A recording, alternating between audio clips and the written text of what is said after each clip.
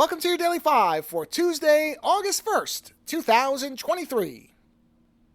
I went from Twisted Metal, a very lightweight but very fun series, and moved straight to the third film in the Piotr Szulkin, if I'm pronouncing that correctly, tetralogy, titled Obi-Oba, The End of Civilization. Now, I've already reviewed Gollum and War of the Worlds Next Century, which I loved as films, and I will tell you now, this third film, this is the best, I'll probably say this when I review it a bunch of times, this is without a doubt the best blind movie set purchase I've ever made. I've bought some movies sight unseen, and I've had fun with a lot of them, and I've also been disappointed by a few.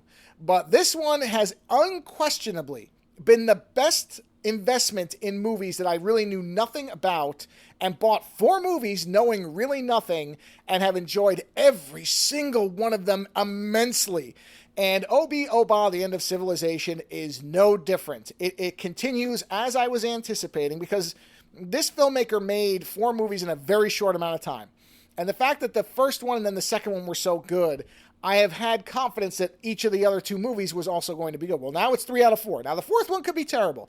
Even if it is, even if somehow the 4th movie, which will be probably my next review for the next show, even if that movie is awful, it still will have been worth buying this set just for these 3 movies, which I absolutely love. And Obi-Oba, I'm not going to do the entire title, so I'll just call it Obi-Oba, is yet again another wonderful, allegorical, metaphorical, deeply politically themed movie that has this wonderful sense about it.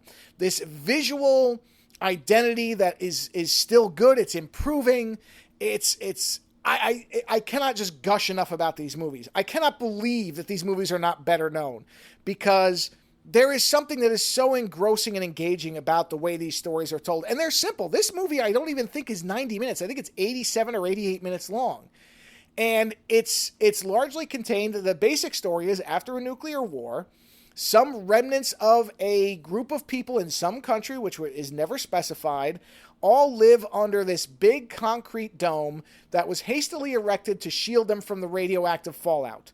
And we follow a character who is part of what I guess you would call the ruling class of this dome, because they're never specifically referred to as a government. They don't seem to be police. They don't seem to be an official body of any kind. They almost seem like a group, a small subset of people who were told, okay, we need you to keep an eye on the rest of these people until we can figure out what we can do to get them out of this dome.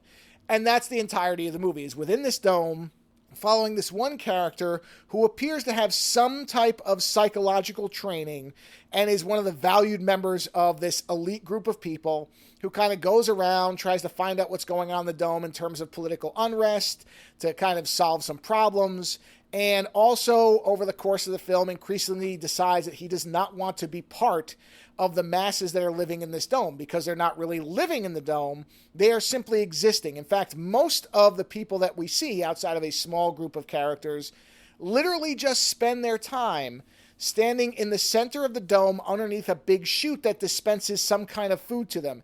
And they just stand there and don't do anything. And in fact, there is a concern among the higher people that these individuals are just going to start dying of literal boredom and stagnation, because they're not doing anything, because there's nothing for them to do. They've been put in a place to literally just survive. For what reason, we're never really told. You would assume maybe to keep the species going. I guess it could be that. But most of them don't even really live. They just kind of stand literally swaying back and forth all day and all night as nothing happens around them. And we never get outside the dome, so we don't ever see, there's no light coming in. There are no jobs for these people to do in most cases. The jobs and the duties of maintaining the dome seem to be performed by a very small subset of people. And the movie is about this character whose name is Soft, and his kind of realization that this is not something that is sustainable. There has to be some escape. There has to be some change. And his quest to try to find what that thing is, if not for everybody, then at least for himself and the woman that he loves. And that's the movie. I'll get into it far more on Friday, because there's a lot to interpret about it too. But again, I cannot recommend these movies highly enough if you like heavier stuff. It's definitely not lightweight stuff. But so far, Obi-Oba, like the movies before it, has been exceptional, and I am thrilled that I'll get to talk about it on Friday. Later.